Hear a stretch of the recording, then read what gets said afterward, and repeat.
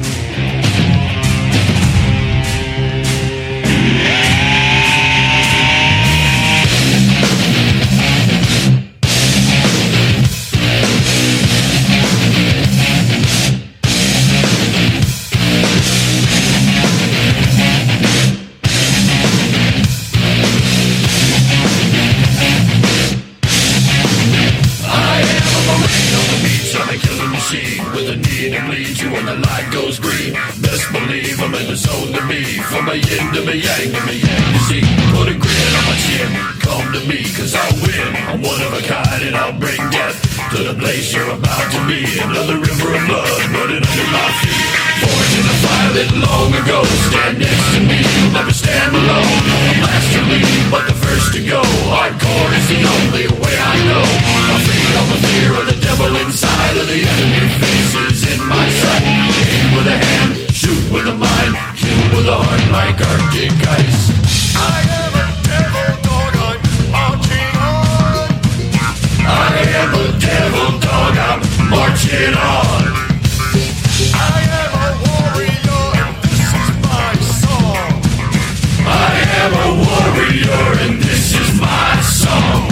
I'm back in the glow of the rising war. Lay waste to the ground of an enemy shore.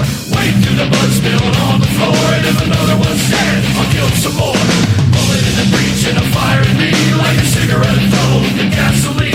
If death don't bring you fear, then death ain't brought by no marine. Come to the nightmare, come to me. Deep down in the dark where the devil lives. In the wall with the jaws and the rage of teeth. Where the brimstone burns and the angel weeps. Call to the gods if I cross your path. And my silhouette hangs like a body bag. Hope is a moment, now I'm past. The shadow of death is the one I cast. I am a devil dog, I'm marching on. I am a warrior and this is my song. Hell has no demon, I won't overcome. I am a warrior and this is my song. For more than 200 years, our Corps has done two things for this great nation. We make Marines and we win battles. Hoorah! Never forget that. You're first Marines, and not all the communists in hell can overrun you. Now I live free and I mean to inflict the grief. And the least of me is still out of your reach. The killing machine's gonna do the deed until the river runs dry and the last breath leaves. Stand in the air with a head held high. I'll stand in the path of the enemy line.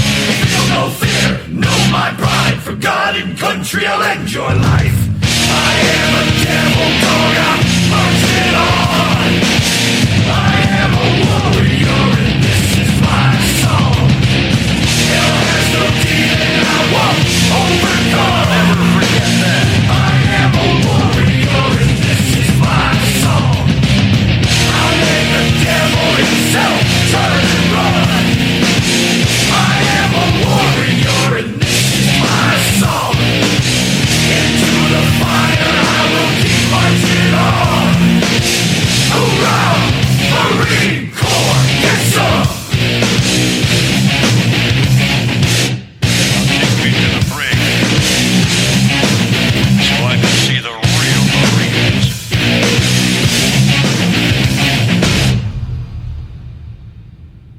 night, Chesney, wherever you are.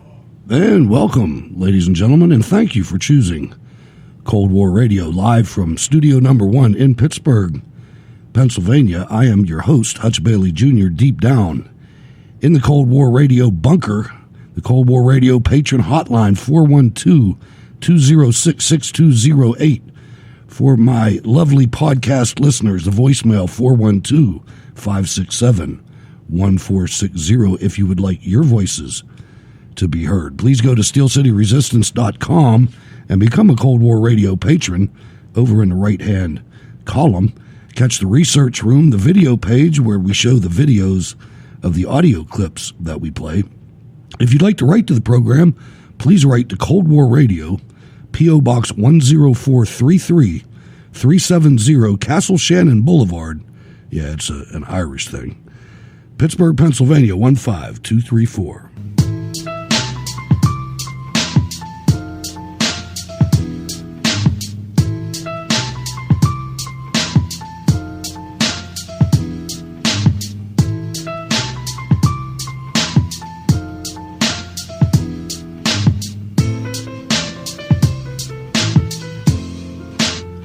The official Cold War Radio pimp cane / shillelagh is in its appointed place of duty. Let's turn the turret to the south and go to ATL, Atlanta, Georgia, and welcome Stacy to the program. Good evening, Stacy. Good evening, Hutch Bailey Jr. and Sal and everybody listening. I'm glad to be with you guys tonight. And we're glad to have you. Let's swing it to the west and welcome Sal to the program. Pretty close, but not too close. Hello, Sal. Hello, Stacy. Hello, Hutch. And Hutch, I have that 24K ready to go. Okay, brother? All right. It's certified funds.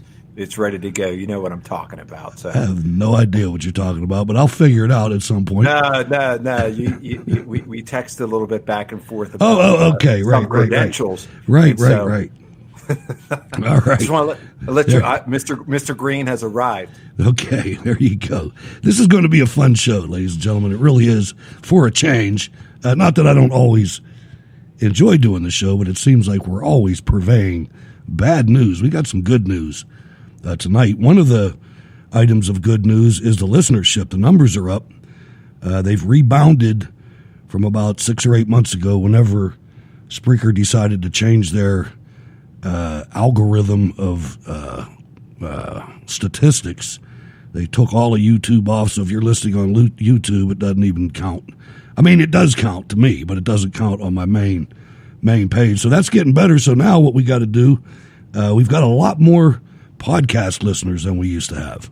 After the show stays up there for about 3 days, the totals just triple. It's great.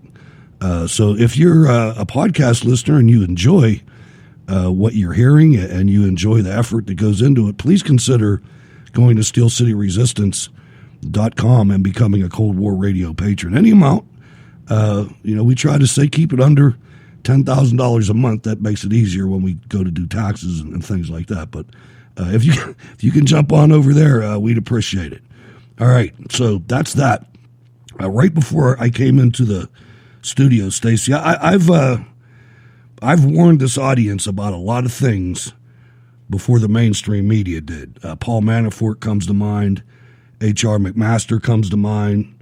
The actual fallacy of Trey Gowdy, like nothing wrong with the guy, but the idea that anything was going to happen through him.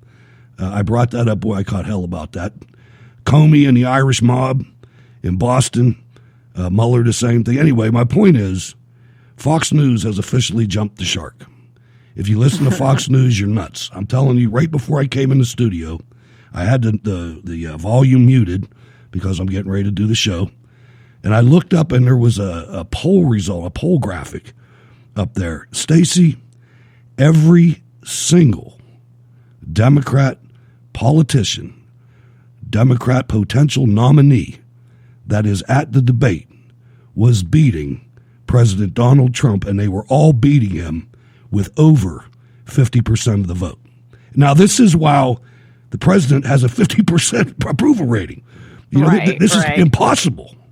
It is impossible. And I saw, I think, a little visual of that on Twitter.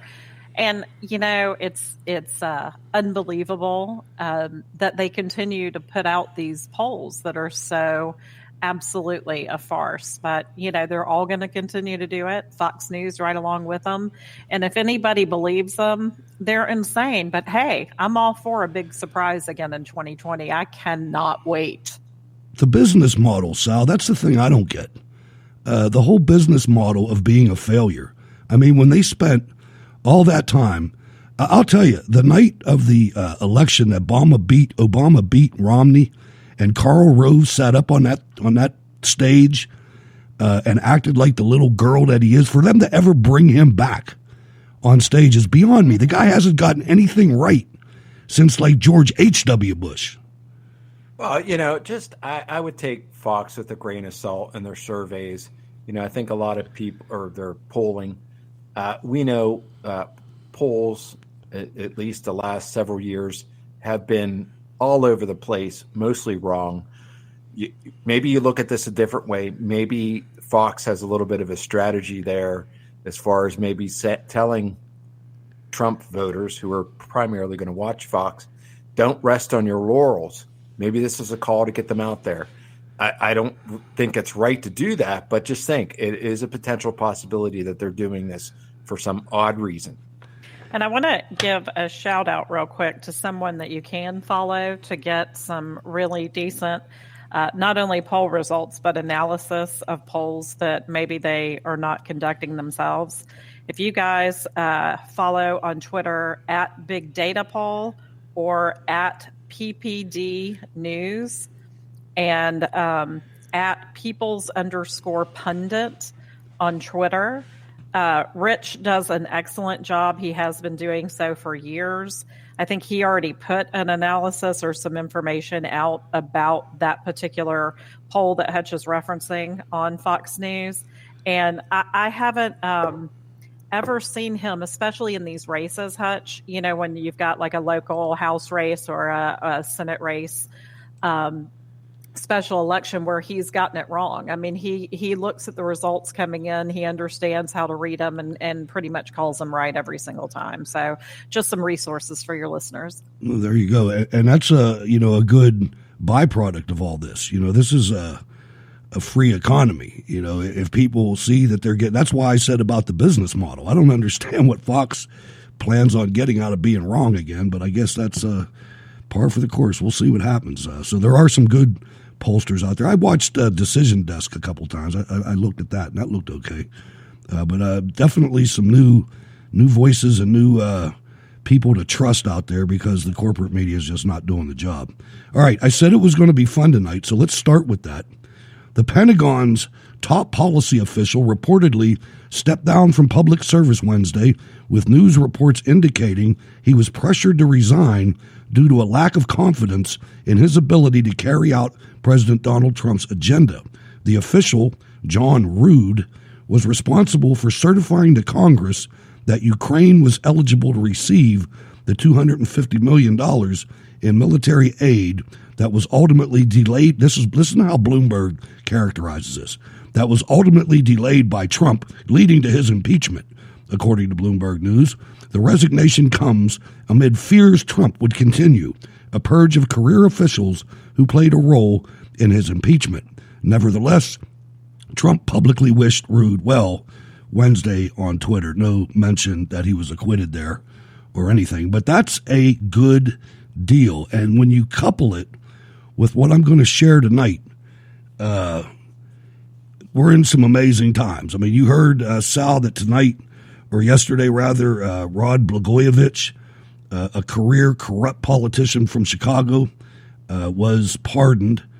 And I have absolutely no use for this guy other than the fact that he got a sentence that was draconian for what he did. I mean, usually when a politician gets convicted of, embezzling money or whatever, it's a year, 6 months, a year, something like that. We know because almost every politician in Pennsylvania goes to jail, almost all the Democrats, and they get a year, 2 years.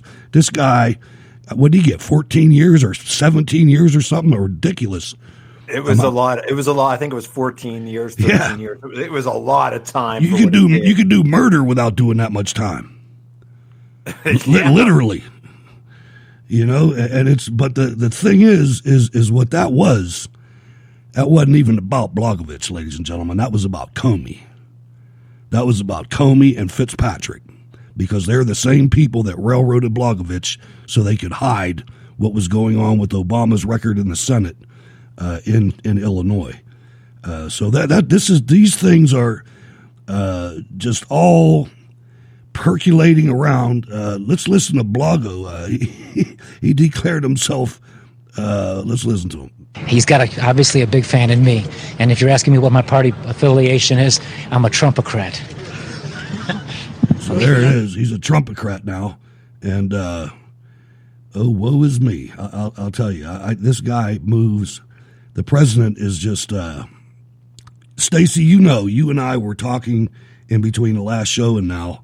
And we were kind of depressed. I mean, with the different things that are going on with the Justice Department. And, it was really getting hard there for a while, and I follow the news a little bit. I see a report that comes across the wire. People were talking about it on Monday, that Barr is considering resigning over Trump tweets and interference in DOJ. And Fox News came on tonight and reported that like it was the truth. And even though the Department of Justice has already issued a statement saying it's not true, exactly. Go ahead and keep putting out the lies. Fox, way to go. I mean, and I don't even think I can't remember if they denied it or not, but the way they presented it, it was like, all right, this is the truth, but then we have these little extra details over here. It's just it's very lazy, and it's very unprofessional. Ladies and gentlemen, I would ask you, please. Let me just check the switchboard here. Yeah, I'd ask you to hold your calls until the second hour. I got a lot of stuff to get through here, and I keep ending up leaving stuff on the floor. I want to do all this if I can, because what I did, Stacy and Sal, I came across a journalist 2 weeks ago, and I watched her piece about the Space Force and different things happening in Iran and Iraq, and I was really mesmerized by it. Her name is Millie Weaver. If you've never seen her, she's Millennial Millie on Twitter, and she works for Alex Jones. I'll say that right up front, and I don't care, because I'm gonna play something right now. What I did, she put up a presentation on, and it was 20 minutes long. Obviously, I'm not going to run a 20-minute clip, but I did record it all, and I broke it down into segments, into 4 or 5 minute segments. So if it keeps your interest, I'll play them, but I'm going to play them one at a time, and then we're going to talk about them. But this woman, guys, is one of the best journalists that I have seen in a long time. I mean, investigative, analytical type journalists. And that I don't suffer fools, especially millennial fools, very well. But I'll tell you what, this girl is young. I don't know how old she is. She's not very old, but she has got it together. I want you to listen to this and tell me, I want to know from both of you guys and in the chat room if this makes you a little happier. Talk about purging the swamp. Which could become known as Revenge Friday. Tonight, 2 star witnesses of the impeachment hearings are out of their job. The White House is in the process of cutting 70 Obama-era holdovers from the National Security Council. Damn. All 4 federal prosecutors have resigned from the case that they were prosecuting against longtime Trump friend and confidant Roger Stone. We do have some breaking news here, and that is former U.S. Attorney Jesse Liu has now officially resigned from the Treasury Department. The long-anticipated indictments are all but here. Getting rid of the rat's nest isn't easy. You first have to get rid of the critters on the periphery before you can take out the nest. We've got a 5-alarm DEFCON red alert rat infestation going on here. Meanwhile, the circus is refusing to leave. Get some popcorn ready, folks, because it's about to get real. Now that Trump has been acquitted, it's his administration's turn to play. I mean, wow, what a day. It's one of the most incredible things I've ever seen to see. They said that plane's 800 feet above the racetrack right now. What an entrance by the President of the United States. That's America. From inside the Air plane. Force One buzzing the tower, Daytona 500. The NASCAR Cup cars and what Secret Service calls the Beast, the presidential limousine. Now, you think when he finishes this lap, is he going to do a burnout? What kind of horsepower is underneath the hood of that car? Secretary of State Pompeo just seriously put the deep state on notice. Last year, a Chinese government-backed think tank in Beijing produced a report that assessed all 50 of America's governors on their attitudes towards China. Many of you, indeed, in that report are referenced by name. So here's the lesson. It's happening in your states with consequences for our foreign policy, for the citizens that reside in your states, and indeed for each of you. Consequences for each of you. And so has Attorney General Barr. I'm here to announce the indictment of Chinese military hackers, specifically 4 members of the Chinese People's Liberation Army, for breaking into the computer systems of the credit reporting agency Equifax, and for stealing the sensitive personal information of nearly half of all American citizens. What do you think the Equifax hack was really about? Adding more personal data of millions of Americans to a private sector intelligence service database. Here in the Virginia area, suburban Virginia area, just outside of Washington, the company was called the Analysis Corporation. This parent entity was a security company, and they were doing security services for the U.S. military in Baghdad and throughout Iraq. But at the same time, they had an office in Beijing, and they were approaching the Chinese government-owned companies. Since 9/11, there has been tremendous progress here in the United States as well as internationally as far as putting together that architecture that is required to be able to share and access information. John Brennan left government and went to work for a small intelligence contractor. Different information technology systems, we have different authorities, we have different responsibilities as far as handling different types of information, to include on U.S. persons, U.S. citizens. An interesting mix of global intelligence. One former employee of the company called that a huge conflict of interest. In addition, it's not just what we've been able to do here within the United States. Why do we have global private security firms that are operating in Beijing and Washington and Baghdad at the same time? We're trying to, and we have, in fact, made a lot of progress internationally. Remember John Brennan's Global Strategies Group? Global Strategies Group, for example, is registered in Luxembourg, not in England. There are subsidiaries of subsidiaries. Some of these companies are spun out, go public, go private again. It's kind of hard to keep track of them. Well, apparently they're now gone. What we do know is that John Durham is focusing very closely on John Brennan and the CIA. I think he's also looking at that ICA, that intelligence community assessment that John Brennan got done towards the end of the Barack Obama tenure to make sure whether or not that was thoroughly investigated and whether or not all the right information made its way into that ICA. Which John Brennan testified under oath to Trey Gowdy. He said, no, we did not use the dossier in the intelligence assessment. And John Brennan told you straight out the dossier had nothing to do with the FISA process. We now know that was one of the single things they used, the dossier, to actually get those FISA warrants. But we see in the IG report, Michael Horowitz's report, that James Comey and even Andrew McCabe said, no, wait a minute. Brennan did say he used it in the intelligence assessment. Christopher Steele, a respected ex-M16 agent who compiled the unverified dossier on Donald Trump, Steele began sending his findings to both British and American intelligence as a matter of national security. So, in my opinion, guys, there's nowhere else that ties it all together like that. And that's only 1/4 of this clip. Your thoughts, Stacy?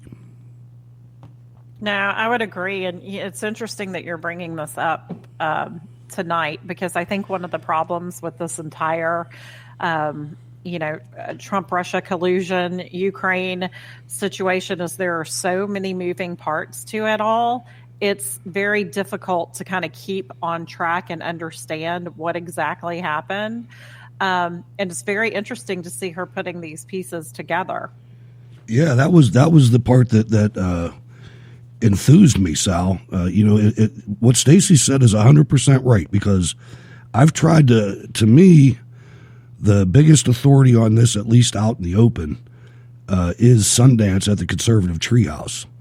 But the problem with reading his analysis is that it's so big that he has to link 3 or 4 times in the same story, and when you hit a link, you open up another 50 pages you got to read.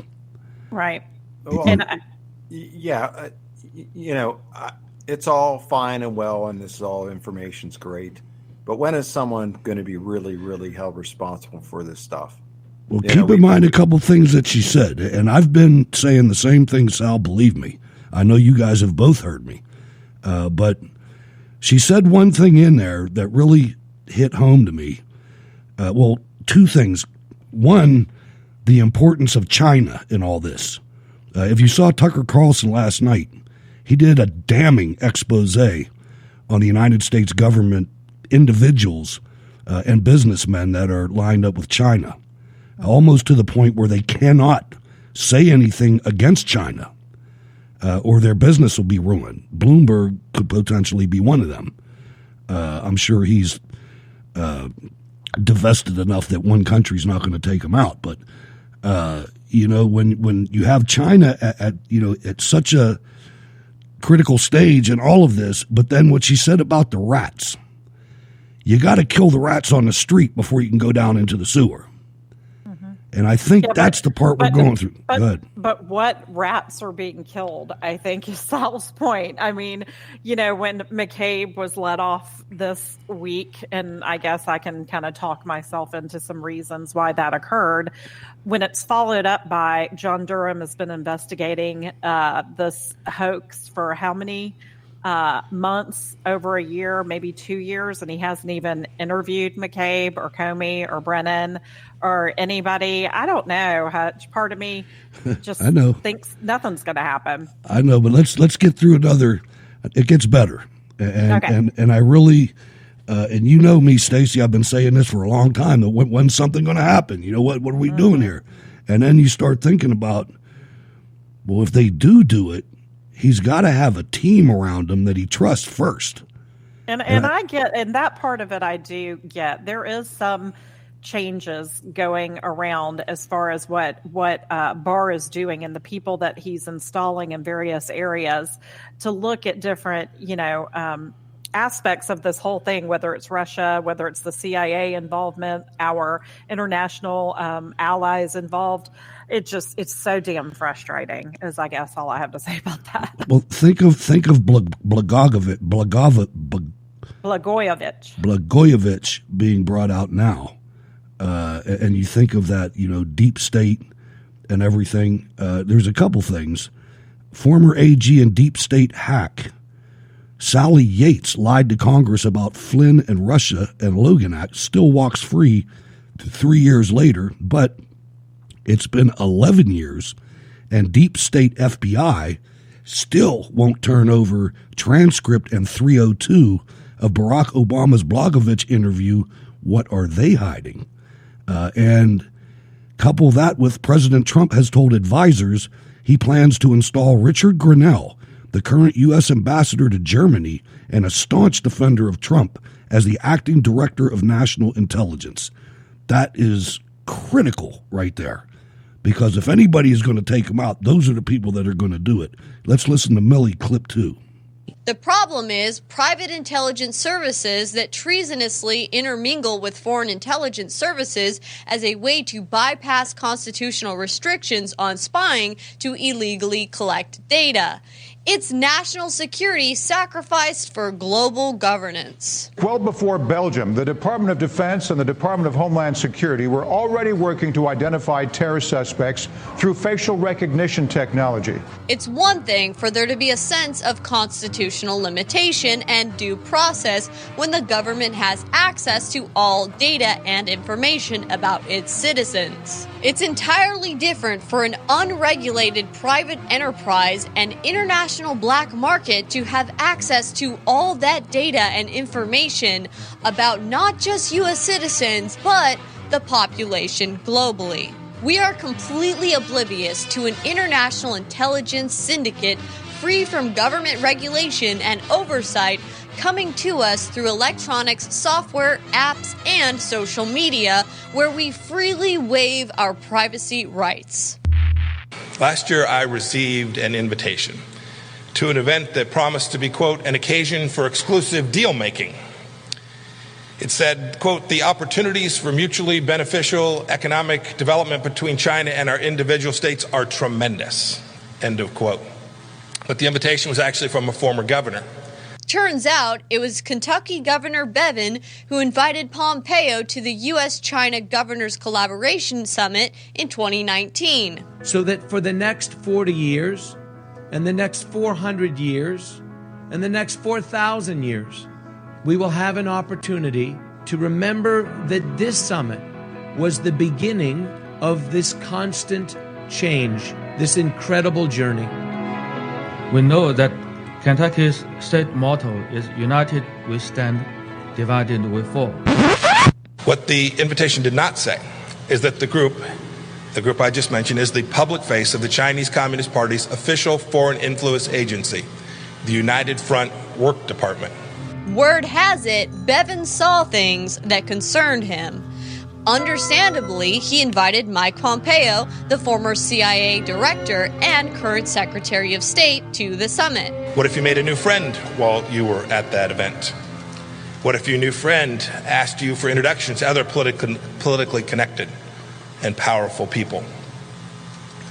What if your new friend offered to invest big money in your state, perhaps in your pension? As of its latest public filing, the Florida retirement system is invested in a company that in turn is invested in surveillance gear that the Chinese Communist Party uses. California's pension fund, the largest public pension fund in the country, is invested in companies that supply the People's Liberation Army, that puts our soldiers, sailors, airmen, and Marines at risk.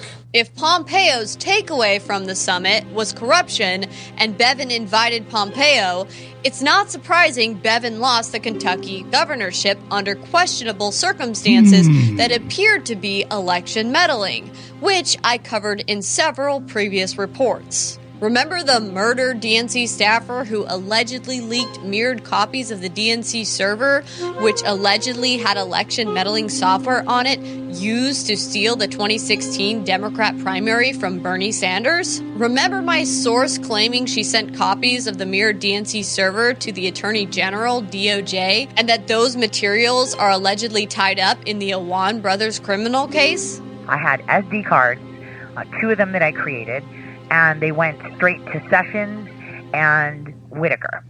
I know for a fact from my sources that a lot of the stuff they're looking for is already in the Awan case.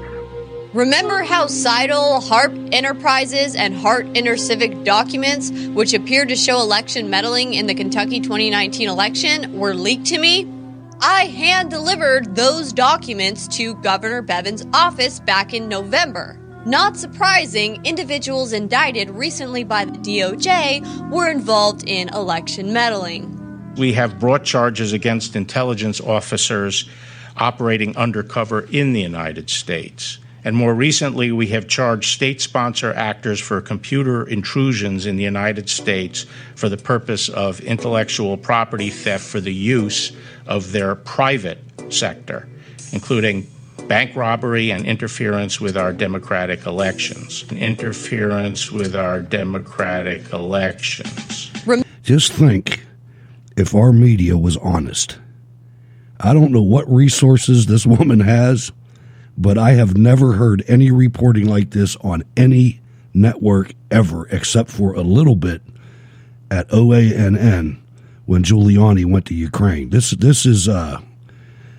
is amazing to me. I'd just like to get your guys' take on it. I mean, maybe I'm overreacting. I don't know. Ladies first. I'd like to hear a little bit. I'd like to hear a little bit more from her. But just going to Kentucky, if you don't know, Kentucky is one of the few states in 2020 that's going to be using some voting machines that do not produce a paper trail. That's like an ours. Industry standard to verify election results. The one reason that Kentuckians have heard this often, there isn't enough money in a state that places much election administration on local governments. But there's also legislation going on that they want to enforce voter ID. So as you can see here, there's a lot of moving parts in something like Kentucky. So it's great to hear her reporting. I'd like to hear more from her. I'd like to see sources. I'd like to see more of her sources in writing and on visible to me. I'd like to do some looking at that myself. Well, make sure you go to the video page and watch the video, because she doesn't talk very much. You know what I mean? She's using other material. And that's why. And that's why I'd like to see it with my own two eyes, just to take a look at it to see if I see what she sees. You'll enjoy it, Stacy. Well, and I don't think you're overreacting. I think this type of thing goes on not just with China, but with various enemies to the United States. And, I think about going back to Justin Amash. I mean, look at how he turned. And exactly. If I'm remembering correctly, Hutch, you're the one that brought out how much business his family does with China. And so it's interesting for me to see this type of situation where politicians just kind of, it's like night and day, and it's always about the money. It is. It's always about the money. And I know I felt uneasy. I interviewed Matt Bevin 2 times, once when he lost and once when he won. And I was always stunned at the way the establishment kind of turned on him, and he lost that election. And they used all kinds of different reasons, justifying it, rationalizing it. But, wow, did he lose the election because of China? I mean, it could be. And that's... You know what I would like to go back to, and I'm not even kidding? If these people don't want a voter ID and that's discriminatory, let's do it the Iraq way and dip our fingers in ink that you can't wash off for a couple days. I'd do that. I'd be perfectly fine with that. I'd like to see a test. I'd like to see you have to pass a test. Yeah, well, so would I, but that'll never happen. But I would like to see anything other than a computer being used for anything. I just do not trust it at all. I agree 100%. And Sal was talking about the paper trail. There's no paper trail here where I vote. I mean, I get a little piece of paper that says I voted, but it doesn't say who I voted for. It doesn't say anything. Part of the argument that in support of the voting machines that don't have that is that they're not connected to the internet. I don't know whether I guess that is true, Sal, because any type of Bluetooth hookup for anything. Right. I mean, you can hack into somebody's refrigerator. For goodness sake. I don't. While I don't know, I haven't heard direct proof that there was meddling in that way. Don't tell me that someone like sophisticated people, like the Chinese, like the Koreans, North Koreans, can't hack something. True. Right. No doubt about it. Let's go to clip 3. Remember Obama's aid package to Ukraine to help with elections that opened up Seidel an office in Kyiv? Remember President Trump's conspiracy theory about a DNC server in Ukraine? We have 2 thoughts. You have groups that are wondering why the FBI never took the server. Why haven't they taken the server? Why was the FBI told to leave the office of the Democratic National Committee? What happened to the server? What happened to the servers of the Pakistani gentlemen that worked on the DNC? Where are those servers? They're missing. Mr. President, do you believe that the emails from Hillary Clinton, do you believe that they're in Ukraine? Do you think this whole thing... I think they could be. Hopefully it's going to be found out very soon. But I think that a lot of progress has been made. A lot of progress has been made. It's not just state actors. There are non-state actors, too, who are out there acting in ways that are deeply inconsistent with what we're trying to do to protect our elections. America should leave no stone unturned. So whatever nation it is, that we have information that so much as suggests that there might have been interference or an effort to interfere in our elections, we have an obligation to make sure that the American people get to go to the ballot box, cast their ballots in a way that is unimpacted. This is all starting to come together beautifully, isn't it? Now, you don't think the DNC would be so bold as to try to steal the primary from Bernie again, do you? We have been tracking all the polls for months now in Iowa, and now really into the final hours of this campaign, this is what it looks like. What Democrats were trying to do here with Iowa was potentially, as a party, sort of cull the field. And of course, the movement in these final 2 weeks, really, of the Iowa campaign, it's right here at the top. It's Bernie Sanders, in the average, has taken a lead of several points over Joe Biden. While you're watching. And then flip it over. Flip it over. Heads. Buttigieg. You want to do Buttigieg. All right, so Buttigieg will get 3 delegates. It's a bit of a surreal moment here where there are no official results, but I think the candidates that are in the race do have a sense of how they finished, and so those that finished strongly, people like Pete Buttigieg.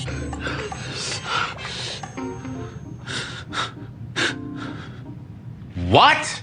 By all indications, we are going on to New Hampshire victorious. So, Democrats descended on Iowa yesterday for the caucus, and things didn't go, according to plan. There was a glitch in an app which was supposed to tally results. Seems like there are some technical difficulties.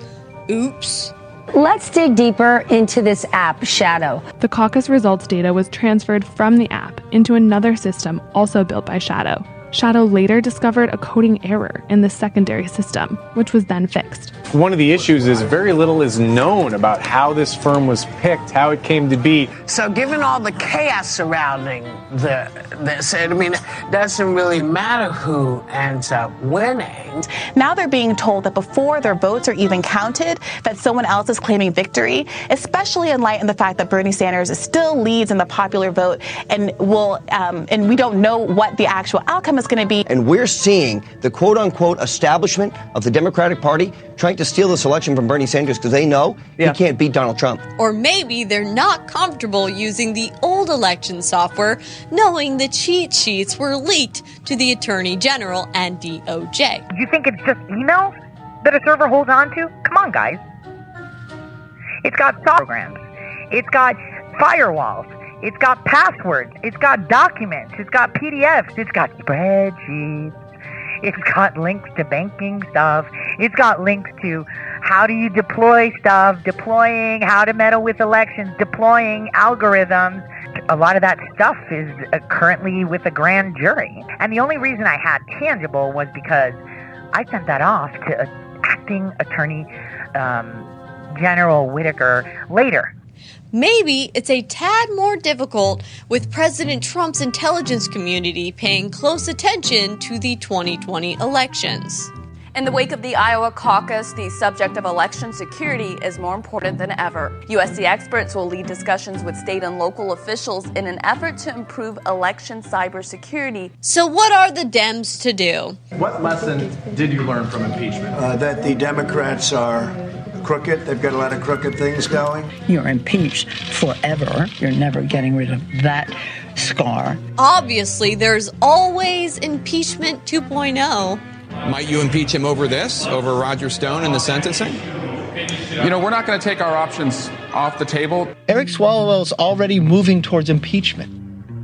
How many times will they take us off this cliff? He's impeached forever.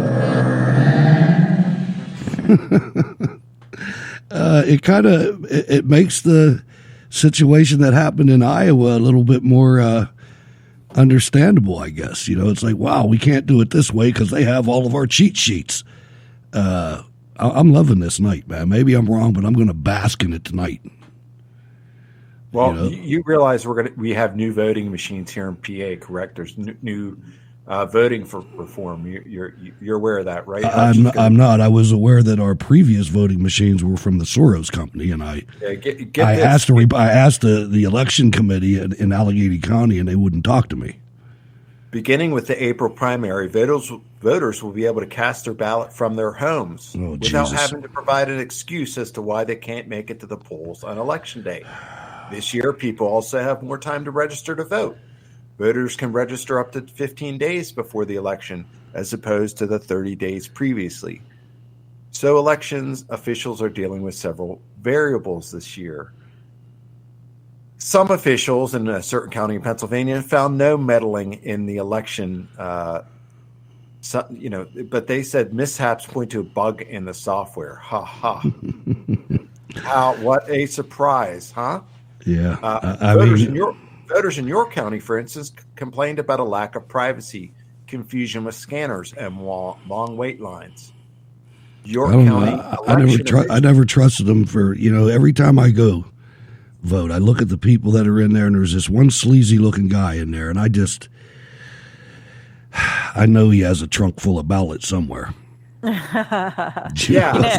So we have to keep our eyes on this in Pennsylvania. Isn't it ironic that the new law is going in effect in April? Yes, of course it is. I mean, because I think they know that Trump will likely win the state.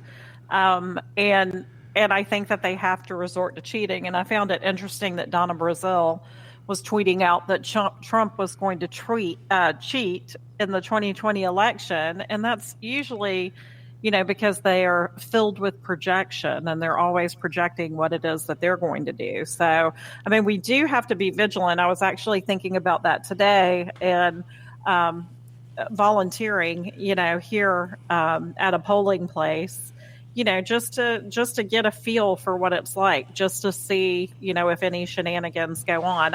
We won't have very much of an issue here in Georgia because you do have to have an ID to vote. So I think it would, I think it'll be fine, but I don't think it's going to be fine in states like Pennsylvania. And it's kind of a scary thing, especially when you see what happened in Iowa. And,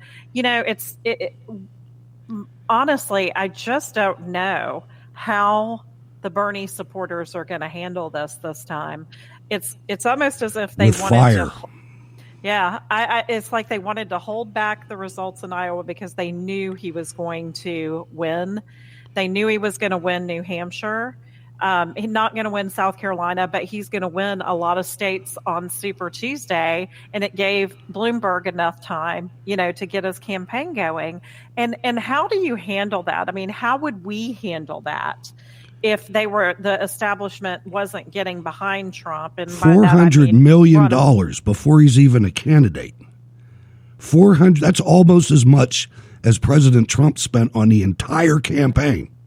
I know, and this is sick. I think I am. I don't usually watch the Democrat debates, but I think I am going to watch it this evening. I got it on DVR. It's recording.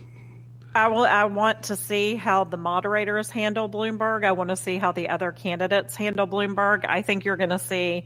It's my prediction. I think Buttigieg and Klobuchar are going to be right behind Bloomberg, and I think you're going to see Bernie and Warren attacking him. I don't know where Biden ends up. I don't even know if Joe knows he's going to be in the debate tonight. Well, he loves debating in Florida. I mean, that's where he.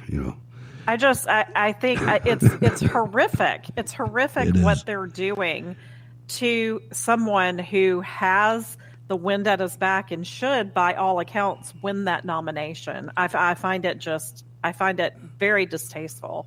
I think what they should have done is they should have outlawed him from running in the primary. You're not a Democrat, so you can't do it. Mm-hmm. That's what they should have done. But, the thing is you hear all these people clutching their pearls. They're the ones that created this monster. Oh, yeah, and they can't control it, and that is one of my favorite things, Hutch, about the entire thing, is Nancy Pelosi created AOC, and she has to bow down to that stupid and Rashida Tlaib and Ilhan Omar and the rest of them. If it wasn't the communists, Bernie Sanders, right? If it wasn't the communists, it'd be the Muslims. Somebody's going to jump up and eat the rest of them. That's the way these things work. I mean, there's history in other countries of this. All right, let's listen to this last one. I promise I won't do this. I'm not promising anything. I usually don't play this many clips, but let's listen to this last one. I was impressed. First, we have to find a way. Find a way, find a way. Christopher Wray. Watch Chairman Nadler fishing FBI Director Christopher Wray for information about potential political indictments. And I assume that it is correct that neither the President, the Attorney General, or any other administration official has asked the FBI to open improper political investigation. And no one has asked me to open an investigation based on anything other than the facts of the law and proper predication. Thank you. And additional ways to impeach the president. What reporting mechanisms are available for FBI officials and employees to report concerns if they believe the agency or they are being asked to pursue politically motivated investigations? Well, there are a number of avenues that an employee who is troubled by any number of things. There are whistleblower provisions. They have the ability to go up their supervisory chain. We have a number of mechanisms independent of their supervisory chain inside the organization. And then under certain circumstances, there are, of course, reporting mechanisms, I think, even to Congress. Perfect. So all the Democrats need is for Trump to, A, and someone at the DOJ, preferably Bill Barr, to do B, and voila, you have a new reason for impeachment. What's this? The DOJ spanked prosecutors in the Roger Stone case for seeking too severe a punishment. Senior Justice Department officials intervened to lessen the recommended sentence of the president's convicted longtime associate. Well, this morning, Mr. Trump congratulated Attorney General William Barr for his intervention. He called the case out of control and slammed Mueller's initial probe. What's this? Incoming tweet? This morning on Twitter, President Trump insisted that he did not ask Barr to step in on the Stone case, but he has, quote, the legal right to do so, he maintains, as president. Oh, and the judge that happened to be involved in both General Flynn's and Roger Stone's case lost their job through the shuffle? That's right. This is significant. It appears to be another move in the president's post-acquittal campaign of retribution. Jessie Liu was the U.S. attorney here in Washington. She received several referrals from the special counsel's investigation, and she oversaw the prosecutions of several of the president's associates, Roger Stone, Mike Flynn, and Paul Manafort. Oops. As Democrats are now demanding investigations into why AG Barr intervened in the Roger Stone case. He is now going to testify in front of the House Judiciary Committee. I'd also like him to come to the Senate, and along with my colleagues, I've asked him to do that so we can probe him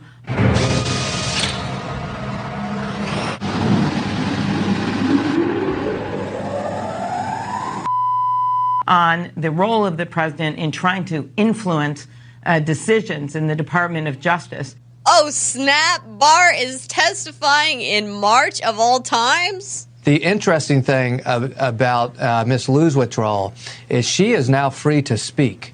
And if she knows of direct communication that Barr perhaps had with staff at DOJ or with her, she can now testify to all of that, and the White House would have a hard time blocking it. Well, there you have it. Impeachment time. He's impeached forever. And there's no way that Trump and Barr could be trolling the Dems into another bogus, phony impeachment, could he? They've walked into something that I was hoping they'd walk into for 6 months, and what they've exposed is probably what's going to turn out to be one of the major scandals of the early part of the 21st century. It's no coincidence that all of these things are happening simultaneously. Look, sentencing in the General Flynn case has been indefinitely suspended. All right, this is a Fox News alert. Today we learn the Attorney General Bill Barr has now appointed an outside prosecutor to review Michael Flynn's case. What's this? He has appointed a U.S. attorney in Connecticut to look into the origins of the Russia investigation. And there's nothing the Dems or rhinos can do to stop what's coming next. There's this issue with, it's a big issue for a lot of people. I know there have been a lot of theories about this because of the failures of our law enforcement to solve the murder. It's the issue of Seth Rich. So we just had to sue for Seth Rich documents. And why do we think the FBI had records? Because in another case, we found Seth Rich records. One of the officials says, I squashed the story with someone, denying any specific involvement. So we sued for records. I don't know what we're going to find. And now it's Trump's turn to play. It's going to be pretty hard to get around that. I've wondered why they waited so long for the Seth Rich thing. But I'll tell you guys, and Stacy specifically, because I know you got to go here in a minute, but it's amazing. They were so arrogant throughout this whole thing that they're finding evidence of one thing in the Aquan case. You know, it's everywhere. Yeah, it's bound to, all we have to do is have honest people, and I'm still praying that, I mean, the jury's still out, but you heard Pompeo and Barr and the president, and some good reporters. I can't remember the guy from Fox News. I can't remember his name, but he wrote a book about this. And Greg Jarrett. Yeah, I'm getting a good feeling, and I sometimes I regret when I do that because you get let down so hard. But it's almost undeniable. It's almost to the point where if the Justice Department doesn't do anything about it, we have to. Yeah, I would agree with you. And I think the problem is what you stated at the beginning of this comment was that it's everywhere. And the thing that concerns me is I know how much Bill Barr loves the Department of Justice and loves this country. What I don't want to have happen is he, or even Trump for that matter, to decide that this is too much corruption to shine a light on, that the American people cannot handle it, that it would ruin our country in various ways, not just here in our faith in the justice system, but abroad, and I hope that that's not the case. I hope that they are deliberately taking their time. But you know what, Hutch? Then that leads me to the 2020 election. If Trump doesn't win, it's over.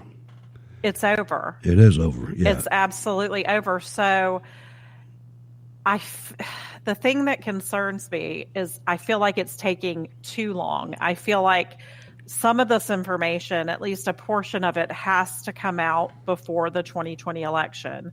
Because if they have the ability to make enough of an impact with voter fraud, and the election is not just stolen from Bernie Sanders, but stolen from Donald Trump, nothing ever happens. We will never get this close to uncovering corruption again.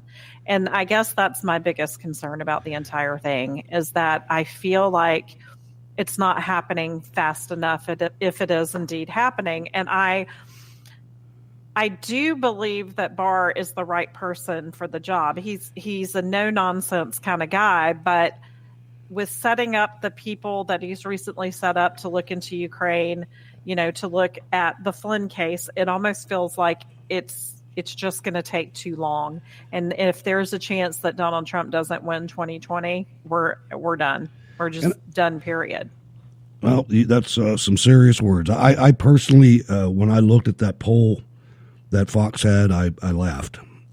I was like, you got to be kidding me, man. You guys can't possibly expect anybody to believe that. Did you not just see Daytona? Yeah, and I would tell you on top of that, Hutch, like you said, Trump's approval rating is at 50%, right? And then you look at the scenario that we've got set up for the Democrat nomination. If things are legit, Bernie Sanders wins this nomination hands down. I don't see how he loses it, right? Right. But let's say that Bloomberg gets in enough votes, delegates, Biden wins some states that you get to a brokered convention. I foresee the establishment getting behind Bloomberg, and then I think the Bernie bros sit the election out. So I just don't see a path where the Democrats can win this election. So I'll end with that positive note. But I don't want us to sit on our laurels, because I think Bernie Sanders does not have the type of vision that the majority of Americans want. We don't want socialism, whether he thinks so or not, or the media thinks we're ready for it or not. We don't want it, and I believe Trump will beat him soundly. And then Bloomberg is got the Hillary problem. He's so unlikable and so unrelatable. Nobody's going to get out and passionately support him. You're going to have black people who are going to hear some of the tape that he's with words right out of his own mouth. And then you're going to have the Bernie bros who are not going to come out and vote for this guy. I think they're going to burn the entire house down if Bernie gets this nomination stolen from him. So I think Trump does win. And I pray to God that we get to the bottom of this corruption, because it is everywhere. It's state level. It's federal level. It's so corrupt, and it's not just about Donald Trump. No, you're right. You're right. And the thing about him is he's got that X factor. He's got that money. I mean, he's already. Black Democrat politicians are like prostitutes. Could you get over that, Hutch? I was so disgusted seeing these Black Caucus members get out and say, "Oh, well, he's fine. He's." Right. I'm like, you have no soul. You have no soul. Go ahead, Sal. All right, I'm not going to call it. This is not directed towards you, but it's directed towards everyone. It's the economy, stupid. As long as the economy is doing well, all this other stuff really doesn't matter. You're probably right. Especially if there are tax cuts on the horizon.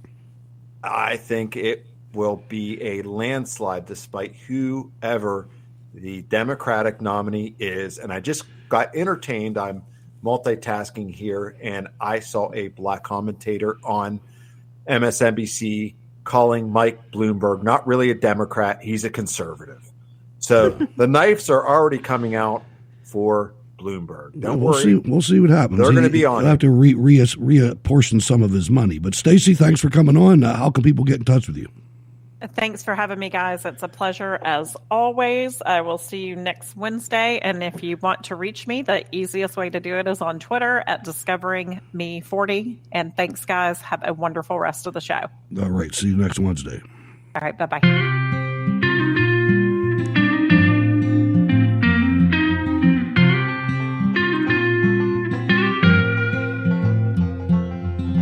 Looking for an alternative place to find news and opinion? How about conversing with fellow patriots? Join us Monday, Wednesday, Friday at 8 p.m. Eastern, 5 p.m. Pacific for Cold War Radio. You will find it at www.Spreaker.com or in the Spreaker app. Search for Cold War Radio and you will find it. Since I've been listening, I have met some terrific patriots and learned quite a lot about current events that the mainstream media will never tell you. Please come and join us. Be inspired. You will feel right at home in our Spreaker chat room.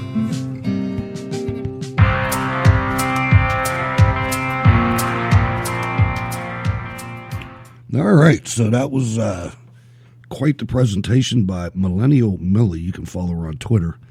On Facebook, I think she's Millie Weaver. But yeah, there's a lot of other things going along here too. Sal, these candidates are really trying to out-left each other. It's getting even worse. You got Buttigieg slamming me and you, slamming Trump and his Christian supporters, says president's conduct is not compatible with Scripture. Come on, man. Really? That's crazy talk. But hey, one thing you didn't mention about Grinnell, and it was this: he will be the first openly gay cabinet secretary.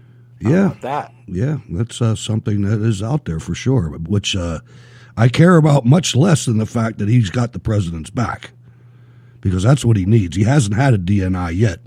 Was right behind him. But I'm just saying, in terms of Trump being some person who doesn't support.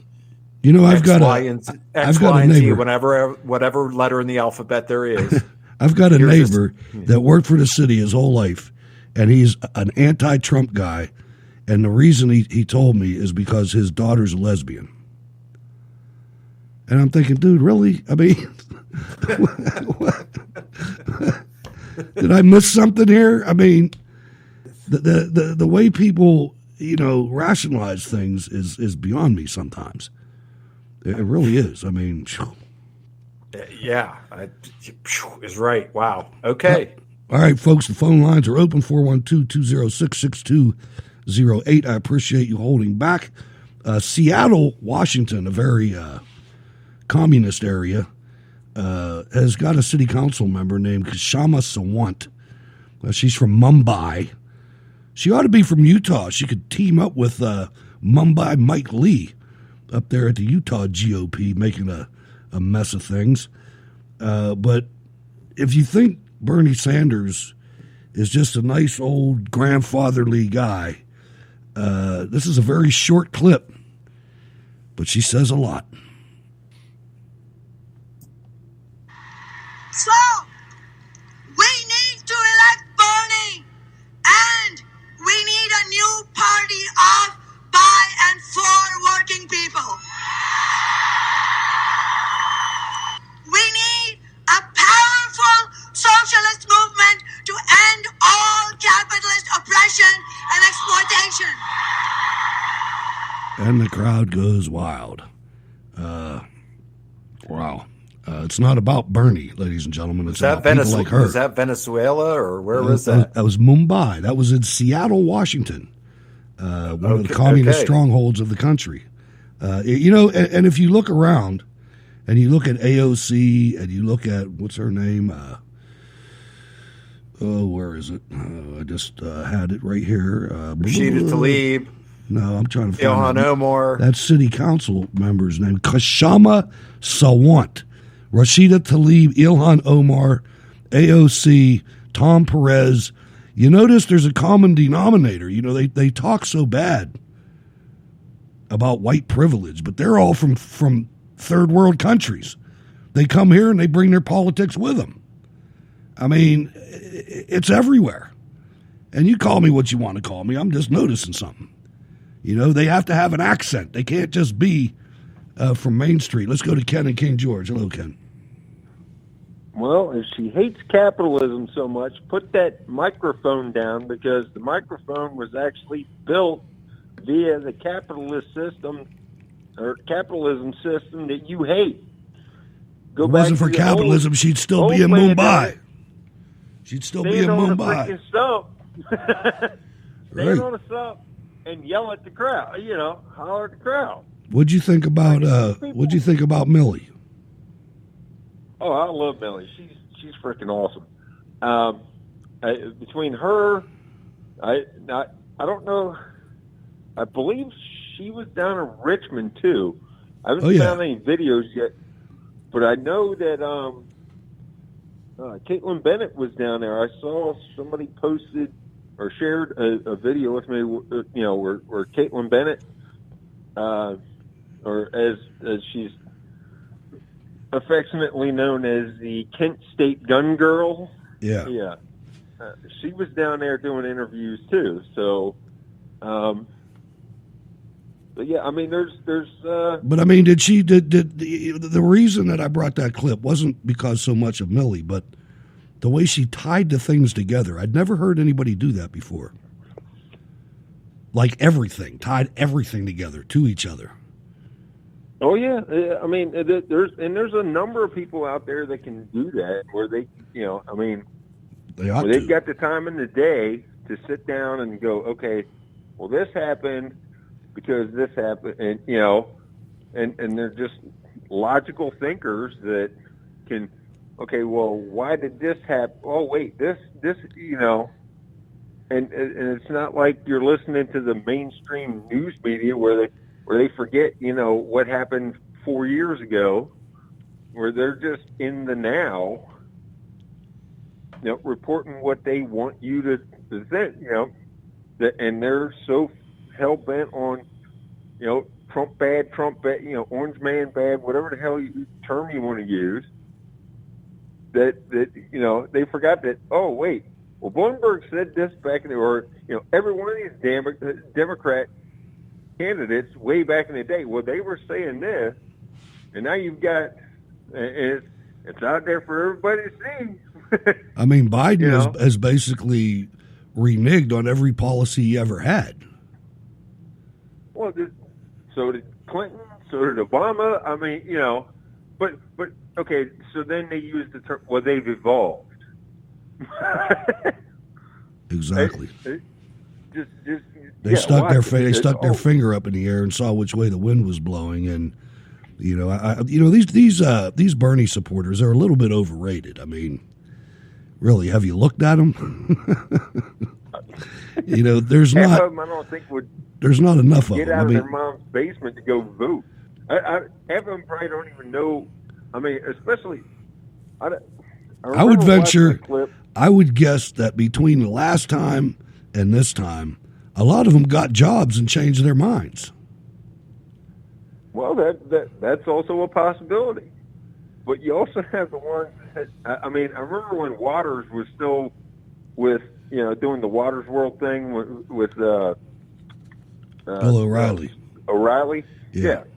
And he went to NYU, and oh my God, these college students are just dumb as hell. Yeah, it's true. It's like, what are you learning? It's like they're doing it on purpose. But yeah, they just.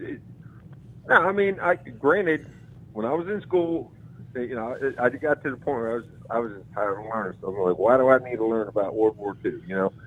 And the teacher that we had, I mean, I kicked myself in the behind because, I mean, the teacher that we had, this guy was spot on when it came to World War II history,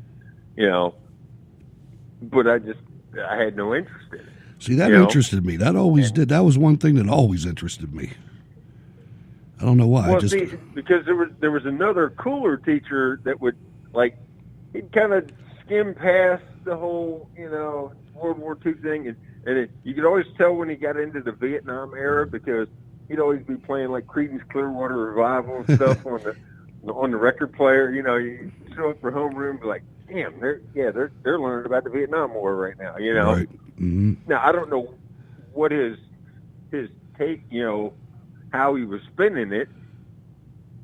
Let's get a little play-by-play here. Sal's catching the Democrat debate. Give us a report of what's going on so far, real quick.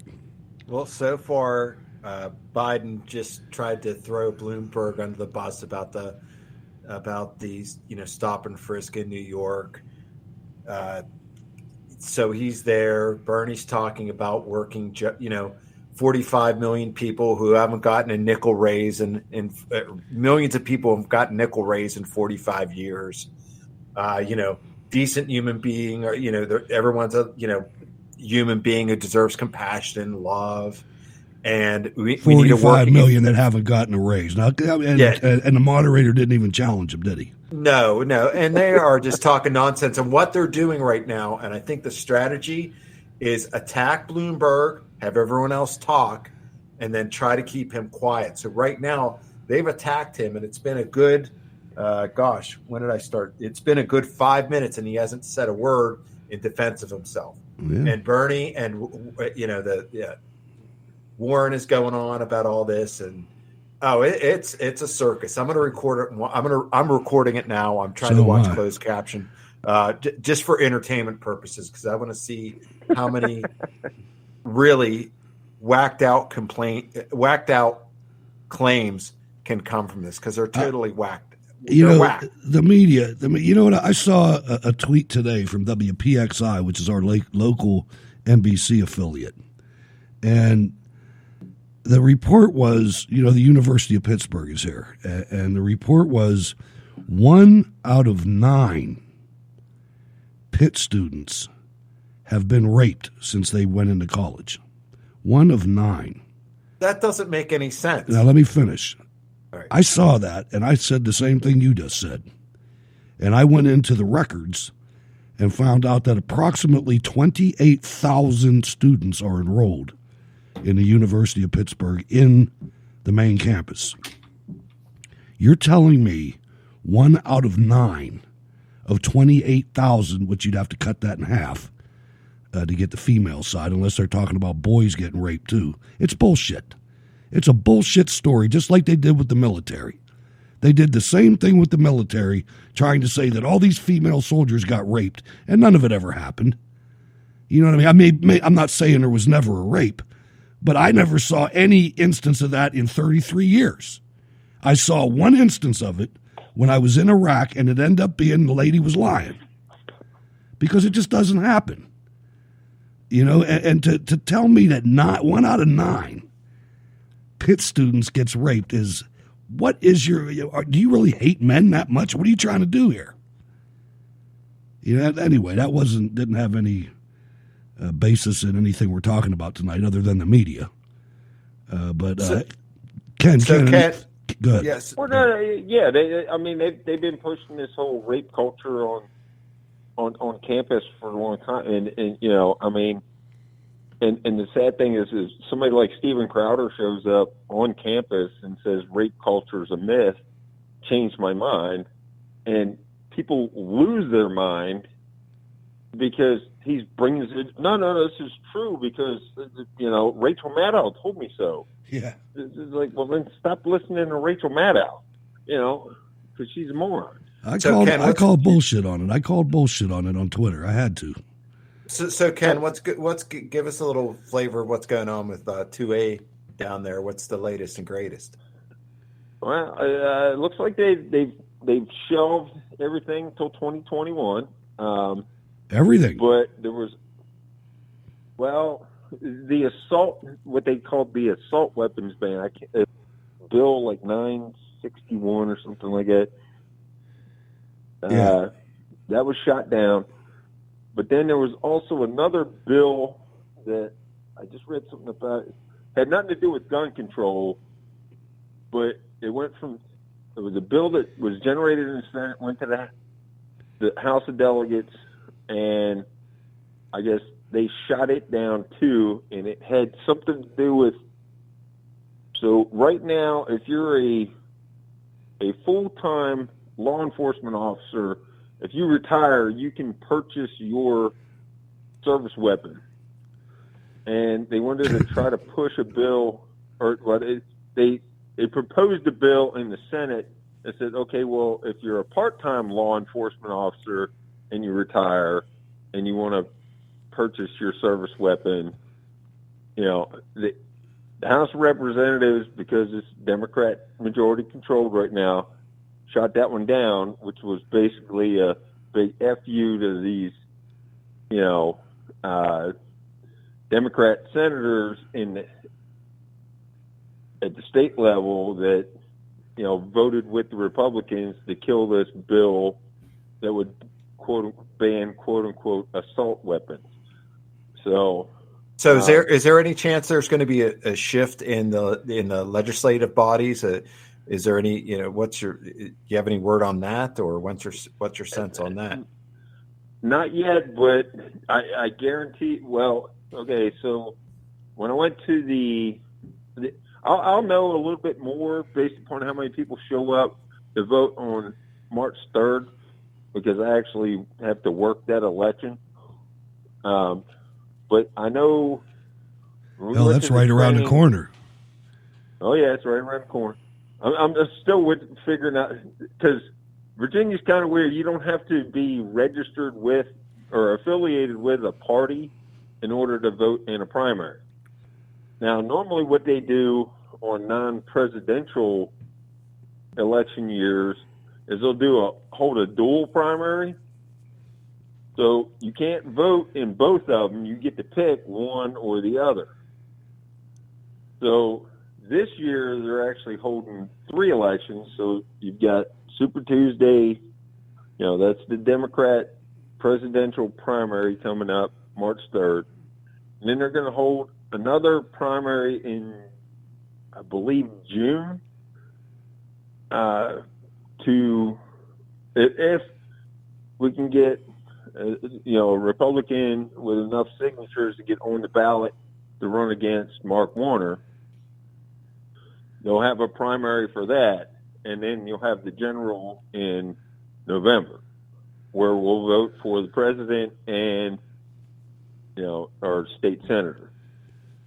So, all right, sounds interesting. Coming up. Well, can I based on the training that I went to just 2 weeks ago, because all the election officials, if you work the election, it's required state law. You got to, you know, go to a training prior to the election within a certain amount of days. And they're anticipating a 90% participation rate come November. And I know how it was in 2016, where we had a line out to the road damn near almost all day. Now, they're looking to change that a little bit. We're going to have 2 scanners, you know, a couple more poll books. We can check people in faster. So they're trying to mitigate the amount of time that voters need, you know, are going to stand in line. but it's still, I believe it's going to be a long day for those of us who volunteer to, actually work the election. So, did Trump win Virginia? Ken? Yes. Did Trump win Virginia? Last election, no, he didn't. But he smoked King George County, though, man. We were. Okay, I remember that now. Yeah, I remember the northern counties. Hey, thanks for calling, brother. Yep. Always appreciate it, man.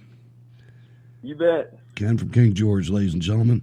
All right, so some good news, at least to me, maybe not to everybody, but it looks like former Auburn coach Tommy Tuberville is gaining on Jeff Sessions in Alabama Senate race.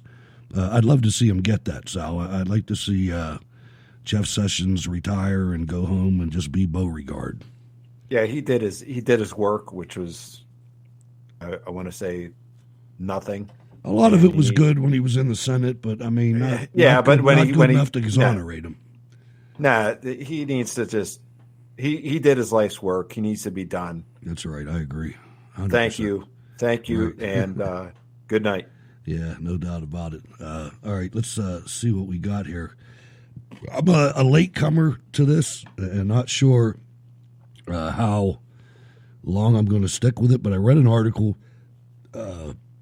on the American Thinker by Deborah Franklin, and it's called Q, The Silent War Continues. And she goes on, we're living in dramatic times that are difficult to understand.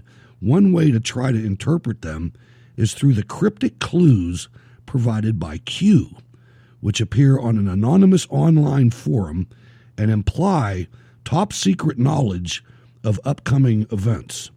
As I wrote in my article, an introduction to Q, and don't think I'm getting all tinfoil hat. Just listen to this. Listen to the words first, because I know I played Millie, and she's from InfoWars.